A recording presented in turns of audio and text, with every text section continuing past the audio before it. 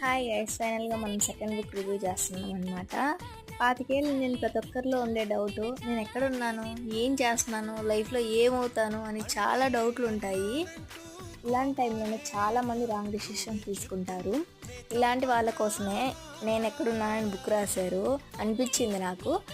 నిజం చెప్పాలంటే నేను ఈ బుక్ చదివే ముందు అనుకున్నా ఇది నాన్ ఫిక్షనల్, ఎలా ఉంటుందో, నేను ఎలా చదువుతానా లేదా అని చాలా డౌట్లు ఉన్నా.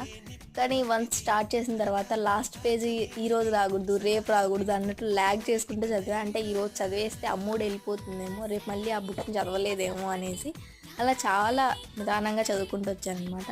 లిటరల్లీ బుక్ అయితే చాలా బాగుంది. ఆ క్యారెక్టర్స్ అవి మీకు చాలా కనెక్ట్ అవుతారు. ఈ బుక్ అయితే విదేశాలకు వెళ్ళే వాళ్ళ గురించి, వాళ్ళు అక్కడికి వెళ్ళి ఎంత కష్టాలు పడతారు. ఈ ఆథర్ రాసినంత బాగా నేను ఈ బుక్ని ఎక్స్ప్లెయిన్ చేయలేకపోతున్నాను, నాకు అర్థమవుతుంది. కానీ మీరు డెఫినెట్గా ఈ బుక్ చదవాలని మాత్రం నేను అనుకుంటున్నాను.